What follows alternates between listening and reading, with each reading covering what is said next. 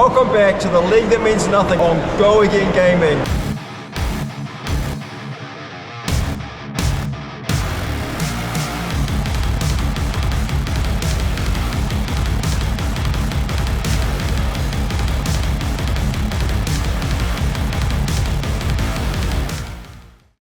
What is up, Fabulous?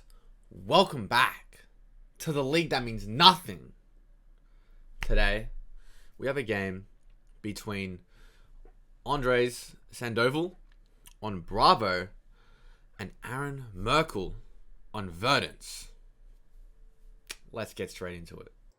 This game, The League That Means Nothing, is brought to you by the Sigillit Games, a freshly opened game shop coming out of Teignmouth in Devon in the United Kingdom. Specialising, of course, in Flesh and Blood, but also some other bits as well, like Warlord and War Machine as well. So make sure you go and check them out on Facebook. That's the Sigillit Games, or the sigillitgames.co.uk. All right. Here we go. Starting the game here. Bravo. Not a very common hero, but still a loved hero. I've just woken up, chat. Please forgive me. Activating Bravo and then activating Anothos, which is actually a Bravo staple here. Being able to get 2 cards in the pitch zone to make it 6 is huge. And then Unmovable turn 0 is actually kind of wild. What's Unmovable doing in this Verdance's deck? Who decided that was a card to go in the deck? But that's okay. Aaron presenting Stonewall Gauntlets, the Everplume hat, Stormstriders Classic, and that Earth chess piece that creates embodiments. And then Andre on AB3 and Tunic. Deathly scared of Aaron's Arcane here. Now, meta game plan. Let's talk about it a little. Verdance wants to just value Bravo all the way down, and then once Bravo's at like 10 life or 9 life, you can go Burn Bear with Stormstriders into Waning Moon, which is like 9 Arcane on your turn. Super sick, right? So Andre here, Andreas 3AB is actually making that kill range increased up to 12. So decreased. I don't know. Aaron has to get Andreas down even lower. Otherwise, the Null Rune will keep him alive. Attacking with Embodiment. Attacking with Earth Form. When this hits, create an embodiment of Earth token. Andreas blocking 6. Taking 1. And Verdance here is going to gain an embodiment of Earth, which just helps with blocking a ton. Gaining 2 life from discarding Fruits of the Forest as well. Going up to 42.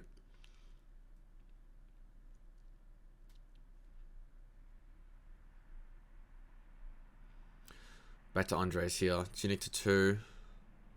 Verdance drawing up. Just another Anothos swing. Whoa. Pitching a Crippling Crush and a Starstruck. That's kind of wild, actually. Those 2 cards are like mega power cards.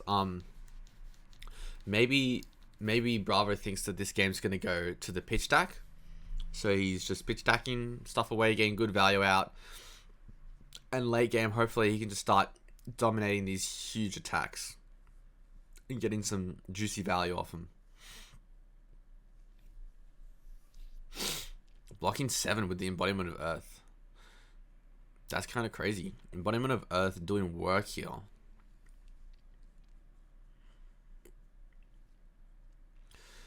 Closing the combat chain and just passing. It'll be interesting to see how this Bravo deck plays out, because we don't see a lot of Bravo anymore. It's usually more Victor, maybe some Volder in the future, and Pleiades when the new set comes out. But Bravo used to be one of the big bad guardians. Here's another attack with Earth Form for 7. Same one hit as last turn. Now, this on hit gained him an extra point of life. So, oh, Andrea's taking 7 here. Taking the damage, but will have certainly a big clapback.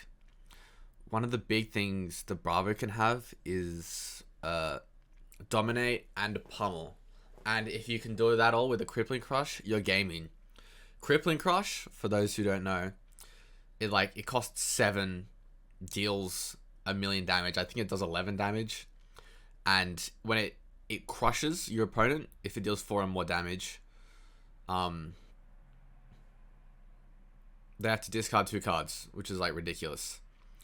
Very Azalea-esque. Here is a CNC coming in for 6. Now, if this is not the most face-up pummel you've ever seen, I don't know what other pummels you've seen, bro. Interesting in blocking for 4. Blocking with the Fruits of the Forest here, because the block value is more valuable than just gaining the life.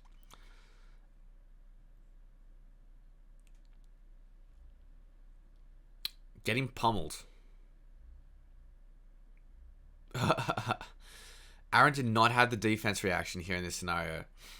So while he did block 6, he thought Andres might be bluffing. And, you don't bluff if you take 7 on some random attack here. But that is okay. Maybe Aaron planned for this. Maybe his hand wasn't as good as he wanted. Maybe he just wanted to preserve some life here.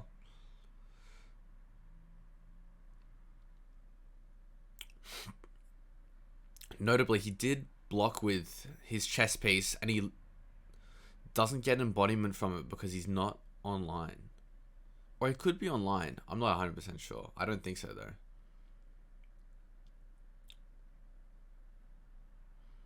I think he's got his discard pile below his deck or something. Unless that's his banner zone, in which his banner zone is stacked.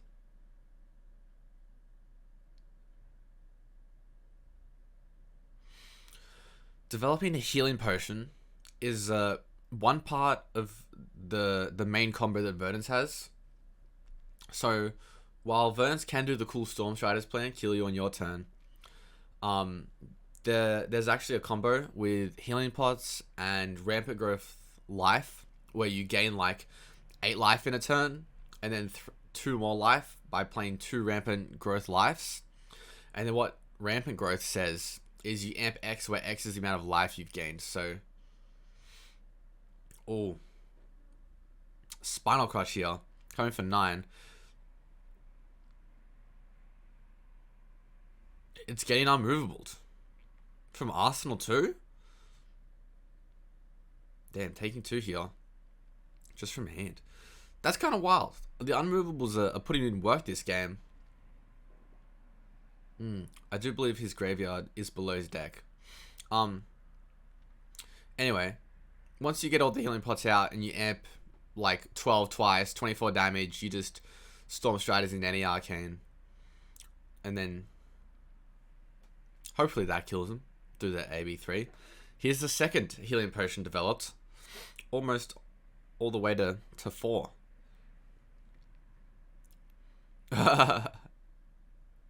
It's doing it again. Zealous Belting again. Ever get that feeling of deja vu? Coming for 5. Aaron's taking 5. Zealous Belting a great piece for Guardians for trying to go wide. And then just a Nothos for 6. 1 card 6 is actually kind of crazy. This is a 3 card 11. So that's really good. Nothos is busted.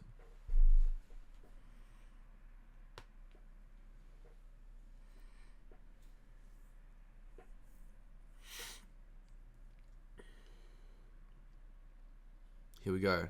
Stonewalls and chess piece being given here. Taking 3.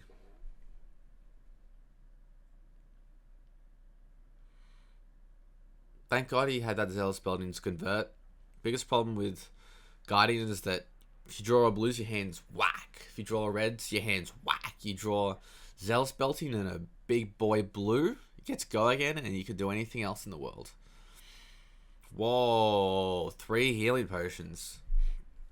Let me check how long this game is. Oh my god. It's only a 16-minute game, chat. I sense a Wombo combo happening soon. Now, Verdance used to have 3 healing potions, but now Verdance actually has 4 because of the new Ponamu amulet. So, this will be cool. This will be real cool to see in live action. Rouse the Ancients. So, Rouse the Ancients, you have to reveal cards, any number of attack action cards with 13 or more total power. If you do, it gets +7 and go again. So this is a 2-card 7 with go again. Kinda crazy. Seeds of Tomorrow, blocking 5 of that, taking 2.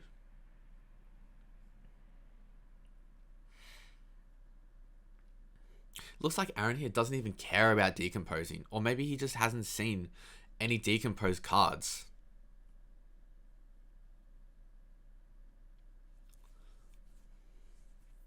Guardian, block 4, take 2. Dude, Andreas just getting ridiculous value here. Life was recorded as going down to 17 here, when it should be 19. All good, Daz. Wait, both these players have the lead that means nothing playmats. That's kind of fire. Oh, E-Strike, go again. Where's he gonna pick? Pick the go again. If I ever see a Guardian pick something other than go again, I'm sus immediately.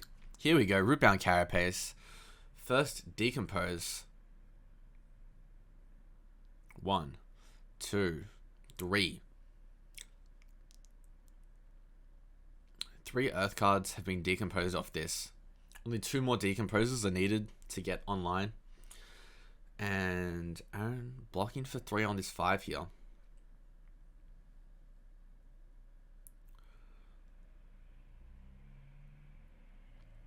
Oh, okay, here we go. Crippling Crush for 11. If it deals 4 or more damage to a hero, they discard 2 cards at random. This is wild, but it is not dominated. So Aaron's probably just got to be like, yep, here's my whole hand. Or could just take 11. But yeah, here it is. Here's the whole hand. Oh no, and a Felon is in there. Oh, that's alright. But unfortunately, the hand didn't look super playable. So I can imagine Aaron's probably pretty happy to block there. Just drawing back 4 more and going again.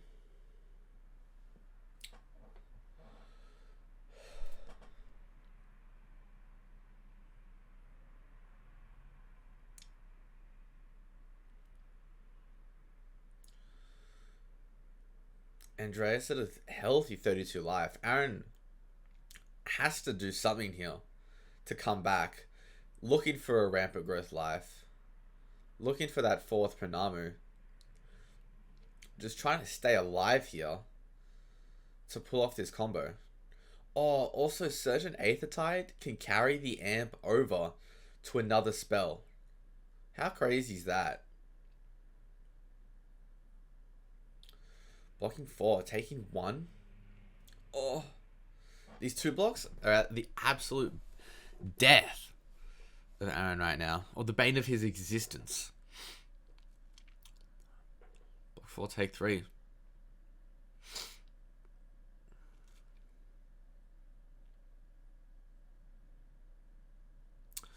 And just passing. His hand's very simple. Ring of Roses.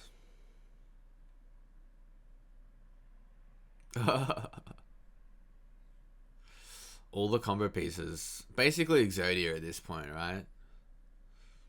We'll see how much value we can get off this Ring of Roses right now.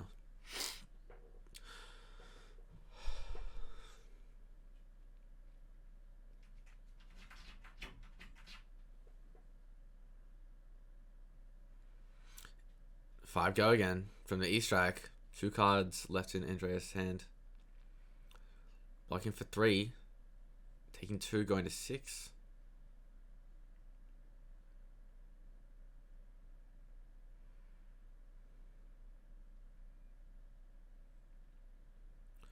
Breaking this combat chain.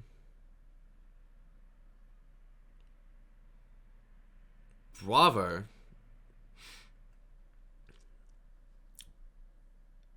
What's he playing? Unearths for 6. Okay. Just a bit of filtering. No dominate here.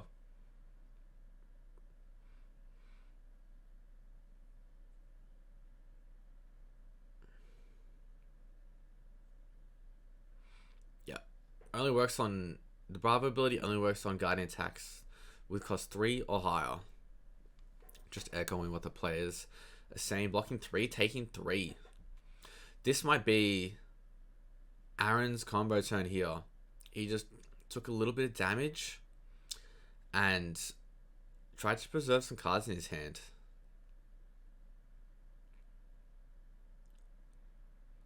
He's going to plow under.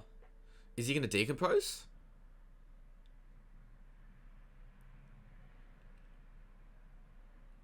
He's decomposing. So when Plow Under is decomposed, both players have to put a card from their arsenal on the bottom of their library. So that includes Aaron's arsenal as well.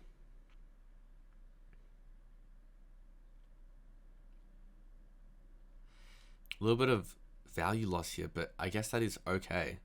Because Aaron just has to get online here. Andres is not blocking. Taking 6 here.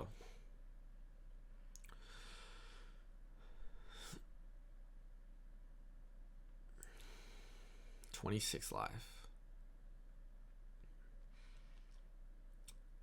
This game could be in anyone's hands right now. Like, Aaron's really set up. He's just waiting to find the hand with the rampant growths. Oh, but the disruption's just gonna keep him off the back foot here. Bravo just doing what he does best.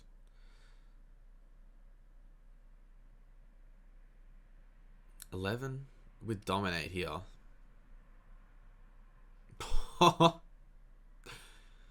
No way.